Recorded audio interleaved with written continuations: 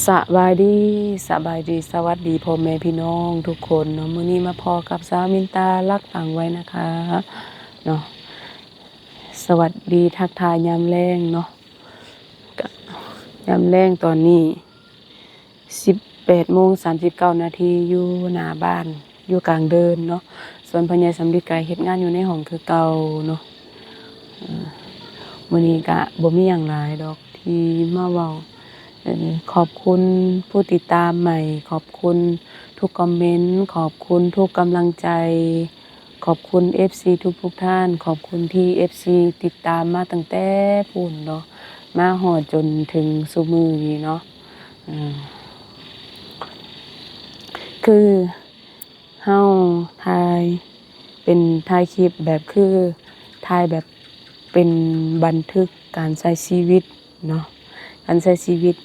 คือเขาจังยูทูบเบอร์เนาะที่เขาเจ้าไปถ่ายท่องเที่ยวหั้นท่องเที่ยวนี่แบบคืออันนั้นแบบอีกแบบหนึ่งเนาะแบบเที่ยวอิหยังเขาเจ้าเอิ้นว่าอิหยังก็แบบกินเที่ยวอิหยังสักอย่างหนึ่งหั้นนะถ้ามินตาเว้าผิดก็คอมเมนต์มาบอกแหน่เนาะถ้ามินตาเว้าบ่ถูกนะคอมเมนต์มาบอกได้เด้อทุกคนเนาะมื้อนี้ก็ท้องฟ้าแจ่มหลังจากที่ฝนตก2 มื้อ 2 คืนเนาะบ่แม่น2 มื้อ 2 คืนดอก2 คืนเนาะมื้อคืนก็ตกคืนก่อนก็ตกถามผู้อยู่สวนยางเพิ่นก็นอนกินข้าวบ่ได้เฮ็ดเวียกบ่ได้ตัดบ่ได้กรีดยางเนาะบ่ได้กรีดยางอยู่บ้านนี่ก็ยุงหลายๆเนาะทุกคนเพราะว่ามันอยู่ทางหลังมันรกนะมันเป็นดินของเขาเจ้าที่มินตาเว้าดูๆหั่นล่ะเว้าดูๆอะเนาะข้างหลังมันรกมันยุงก็หลายยามเว้นขนาดยามเว้นเฮานั่งกินข้าวนะป๊าโถยุงหลายทุกคนยุงหลายเพราะว่าอีกอย่างน้อยๆก็ฝนตกเนาะฝนตกหลายแล้วก็ทางหลังมันก็รกนี่แล้วก็ยุงมันก็หลายเนาะส่วนอยู่ในสวนหญ้าก็รกเดี๋ยวมินตาสิพาพี่น้องไปเบิ่งโอ้บ่ไปเลยเนาะมันรกหลายเพราะว่ายุงมันหลายตอนนี้เห็นบักอึมื้อเช้าเบิ่งบักอึหั่นน่ะบักอึทอหนึ่งหั่นมันออกแต่ต้นเดียวแล้วก็มีทอหนึ่งทอที่2เนาะมันตายไป2ต้นแล้วก็สิไปซื้อมาปลูกเสริมอีกอยู่เบิ่งแม่นางยุงกัดยุงกัดเลยจังใดก็ฝากเป็นกำลังใจให้กันไปเรื่อยๆดูแลกันไปเรื่อยๆเนาะทุกคนทั้ง FC ใหม่ FC เก่าเนาะ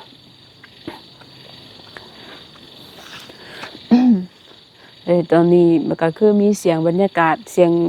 ยงเขียดบ่ฮ้องหรือว่าเสียงแมงอีหยังฮ้องนั่นแหละทางหลังตะไคร้ปลูกตะไคร้หัวข่าอีหยังต่างๆเนาะเบิ่งอันหญ้าหน้าบ้านนี่หากระตัดยังบ่พออาทิตย์เทื่อเดะขึ้นเร็วๆหญ้าคือว่าแหละฝนตกหลายมันก็เลยหญ้าขึ้นเร็วเนาะหญ้าขึ้นเร็วแฮงนี่ตาก็คือโอ้ก็บ่ฮู้ว่าสิเว้าอีหยังมาสู่พี่น้องเบิ่งเนาะ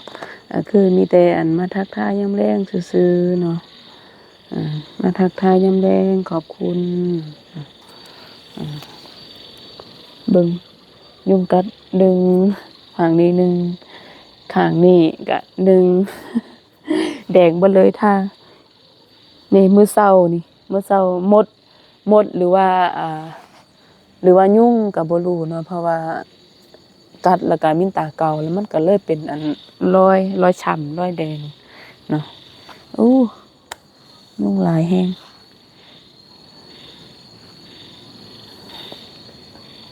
เดี๋ยวมินตาสิพาพี่น้องไปเบิ่งหน้าบ้านทางเข้าบ้านของมินตาเนาะ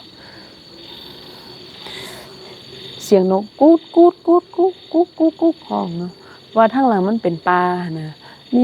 มีคอมเมนต์หนึ่งที่เพิ่นว่าน่าจะเป็นคนต่างชาติเนาะถ้ามินตาเว้าผิดก็ขอโทษขออภัยเด้อเนาะ เพิ่นว่าโอ้ธรรมชาติมันมีต้นไม้มีต้นไม้ต้นหยังมันเป็นธรรมชาตินะมันอยู่ทางหลังมันก็ธรรมชาติอีหลีแหละมันมีต้นไม้ต้นหยังนำเนาะมันเป็นดินของพระเจ้าหั่นนะคุณตาพาพี่น้องไปส่องเบิ่งจักหน่อยนึงเนาะค่ะอันนี้ทางเข้าบ้านนี่เห็นรถแล่นบ่ทุกคนทางเข้าบ้านถนนใหญ่เนาะถนนใหญ่นี่รู้สึกว่ากล้องมัวๆแดเนาะเดี๋ยวมินตาสิพาพี่น้องไปส่องเบิ่งพญาสำริด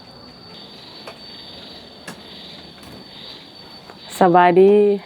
นะสบายดีห้องพ่อจอกไล่กันสบายดีสิไปไสบัดนี้ปิดเครื่องแล้วเด้แล้วล่ะบ่แล้วเราส่งงานเราไปส่งงานแล้วบ่ครึ่งนึงเหลืออีกครึ่งนึงบ่ลุยต่ออีก3วันลุยต่ออีก3วันแม่นวันที่3อาจจะน้อยบ่แม่นลุยต่อ2วันบ่2บ่แล้วบ่บ้าโถอึงโอ้ยคิดพอคอมเมนต์อึงข้างๆหั่นนะบัดนี้มื้อนี้ละเอียดเลยมันนิ่มเด้มันนิ่มบ่ใส่จับเบิ่งดูโถบ่นิ่มเด้มันแข็งอยู่นะแข็งบ่แม่นบ่ได้นิ่มฉันจับต่ำกว่านี้แข็งกว่านี้บ่แม่นขี้โพมันใหญ่มันแข็งฮะสิไปไสบัดนี้ไปเข้าห้องน้ำบ่ปิดคอมแล้วติปิดแล้วบ่ปิดแล้วแต่ว่าบ่ทันปิดห้องท่านบ่ทันปิดห้องกุญแจหัวใจเขายังไม่ปิดบ่โอ้ยพันน่ะโอ้ยบ่ธรรมดาเด้ทุกคนเปิดได้เสมอเปิดได้เสมอยุ่งเข่าบ่ต้องเปิดดอกอันนี้ก็มักทั่วเนาะมักทั่วเป็นหมากบ่งามแต่ว่ามันก็ยังสามารถอยากเป็นหมากให้เฮากินอยู่เนาะนี่มักพริกต้นนี้เป็นหมากดีบัดเฮาปลูกดีๆแล้วมันบ่ออกหมากเด้มันมักห่วงแต่ว่าต้นนี้จับหมากป้าโถเบิ่งแต่ดอกมันดอกมักพริกนะอันนี้มันล่มไปทางนั้นล่ะล่มปลูกอันอยู่ข้างมักหั่นน่ะ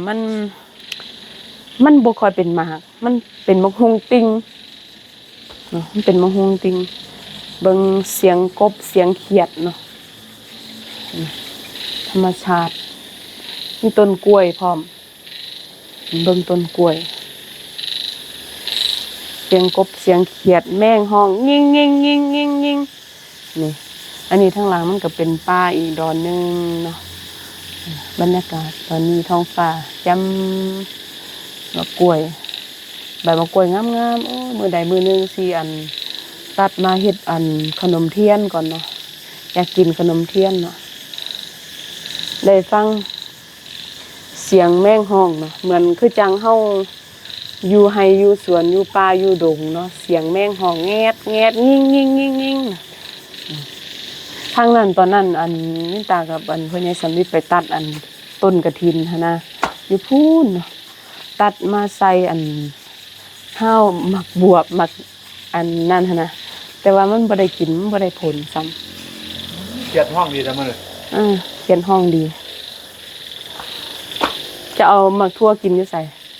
อยู่โต๊ะบ่อยู่โต๊ะค่อยเก็บมา2หน่วยนี่คือบ่มากินทั่วอยู่ส่วนมันน่ะพอจังกับพ่อจับกันนั่นฟังเสียงห้องเสียงเขียดตอนนี้บรรยากาศกำลังสวยแต่ว่าเอาโทรศัพท์คนละเครื่องมาถ่ายนะเกือบทุ่มนึงแล้วแล้วบ่โอ้18:59 นาทีเบิ่งเสียงกบเสียงเขียดเสียงจับกันธรรมศาสตร์กระดาษเฮาอยู่ในบ้านนี้มันก็ยังมีเสียงกบเสียงเขียดห้องเนาะคักบ่มันคือว่าเป็นการผ่อนคลาย